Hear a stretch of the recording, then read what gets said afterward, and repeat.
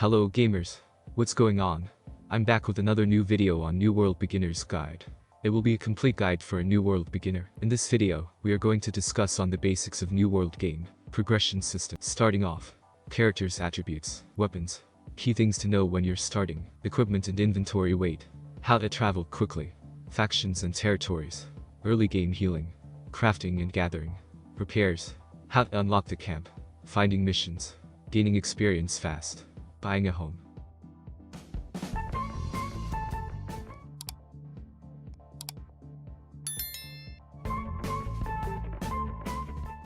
Amazon's new open-world MMO has quickly become one of the most popular games of 2020.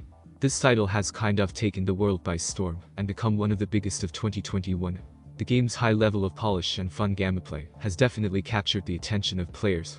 However, it can be complex, even for an MMO. For players who haven't spent a whole lot of time hanging out in the world of MMOs, then there's a lot that you need to learn to start. This guide covers everything New World beginners need to know. These are the basics, how everything works, and the key tips that beginners need to get off to the best start in New World. Progression system.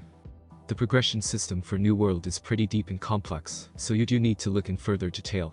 However, for a New World beginner's guide, you need to understand that most areas of the game have their own progression trees. So you have different skills to progress through crafting, gathering, professions, and weapons. The weapon skills are some of the most impactful. These are the ones that are in the game here. Sword and shield, rapier, axe, spear, two-handed axe, warhammer, bow musket, fire staff, life staff, ice gauntlets. Those are the ways that you can improve the weapons alone. Beyond this, you get things like professions too. These are the ways you can progress through more peaceful gameplay. Each of these is worth exploring in more depth, but these are the main professions you can go into in the game. Crafting, processing, collecting. There are separate skill trees and progressions for each of these kinds of areas in the game. You also have some progression where it comes to each area too, which provides little bonuses. Starting off, the first thing to go over in a New World beginner's guide, it got to be how you start out once you start the game. You're put into a small area where you can learn the ropes. In the starting area, you're going to be able to learn the core basics of the quests and game systems, along with things like gathering, crafting, and fighting. You're also able to change your attributes to start to level them up. This starting area is somewhere that you're going to be relatively safe. So here you should take advantage and learn the key skills, like how to fish, starting up a camp, and how to fight in the game. If you're getting any performance issues in this space, then consider optimizing your New World settings. Characters' attributes. Character attributes are another type of progression that are tied to your specific character. For a New World beginner's guide, you should be aware of them. These are the 5 attributes: strength, dexterity, intelligence, focus, constitution. Each time you level up, you're going to get an attribute point to spend on one of these. They have different bonuses, so think carefully about which you want to put your points into. Weapons. Weapons are pretty central to New World's gameplay, and have the option to use a lot of different types of weapons to proceed in the game. There are 10 types for you to try out, listed above in the progression. However, each of them has a different feel with different strengths and weaknesses. This is related to your core attributes, but you're not specifically tied to one type of weapon over another. So, when you first get started with the game, you should try and get hands-on experience with all of them. While you might already have an archetype of weapon class in mind as what you want to focus on, there are easy advantages to be found in looking at all of them.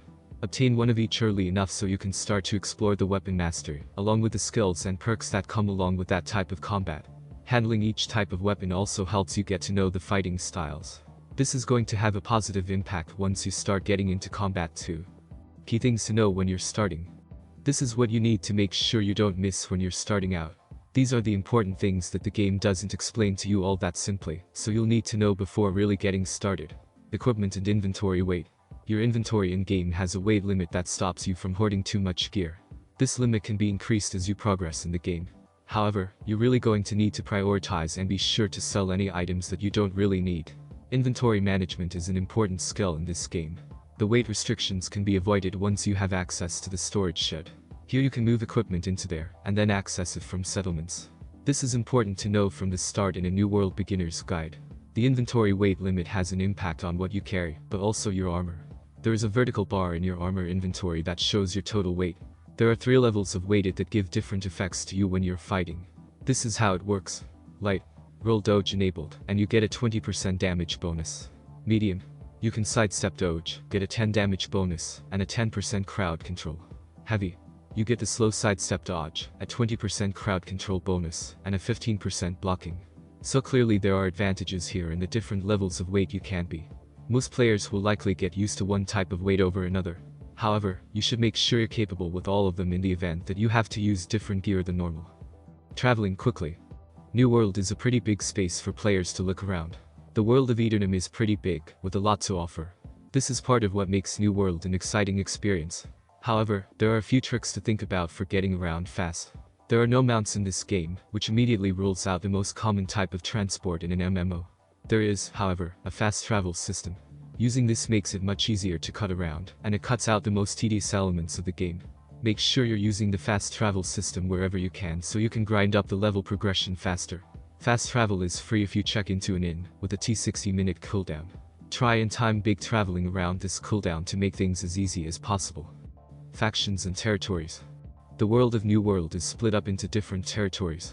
Each of these contains 3 factions: the Covenant, Marauders, and Syndicate. You have the choice to join up with one of these factions. This decision is important for gameplay.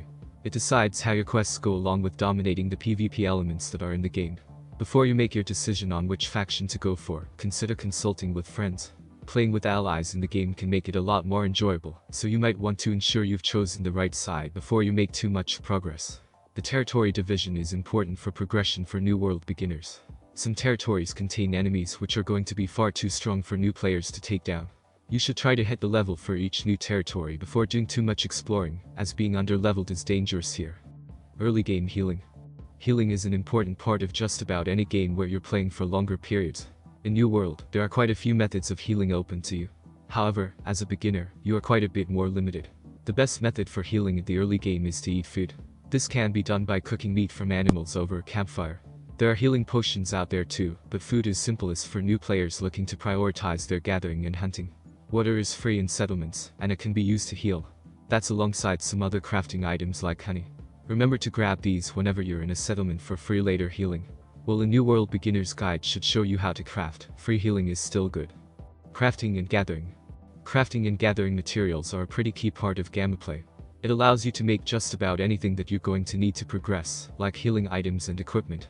It might be tempting to leave this grinding until you've clocked up some time in the game, but it pays off to start early. The early missions already set you up with gathering raw materials to craft. However, you should try and keep up your crafting going and improving as you progress through other missions. Crafting in settlements is going to cost you in taxes, so it might be best for you to craft outside of them at first. Repairs. Equipment isn't always built to last.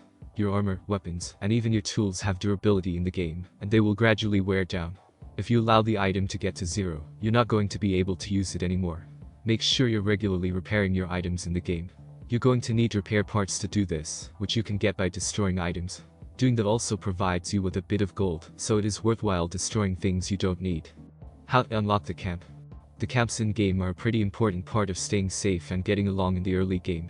However, you will need to do a few steps to unlock this. You can complete the Man About Town quest to get access to the camp.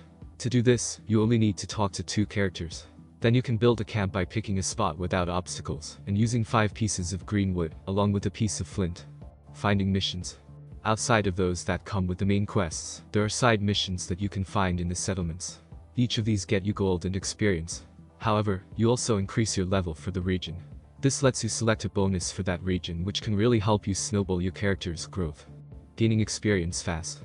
Leveling up is an important aspect of every game, but it can be tedious. This is especially so in MMOs, where the experience grind can become a really irritating aspect. However, there are some good strategies to utilize to level up quickly in New World. The best way is to kill enemies and complete missions. However, that is kind of obvious. So it might be helpful to look at some other smaller methods you can use to rack up experience for less taxing tasks. Reading provides enough experience to make a big difference at lower levels, as does exploring new areas. Buying a home. One fun part of New World is getting set up with your own house. This gives you extra space to store your items along with an extra teleportation point. This means it is quite the decision where you chose to make your home. Keep in mind though, that there is a 50% discount for your first house. So, you can make a big saving on this initial purchase. Don't rush into buying a house if you want to make the most of this decision. A New World Beginner's Guide should really warn you against wasting such a big discount. That's all you need to know for the New World Beginner's Guide. However, this is a deep game, which means there's loads more to discover. Watch out for more guides going into greater detail of how you can completely optimize your experience here. Thanks for watching this video. Visit our channel for more videos. Please subscribe and press the bell icon.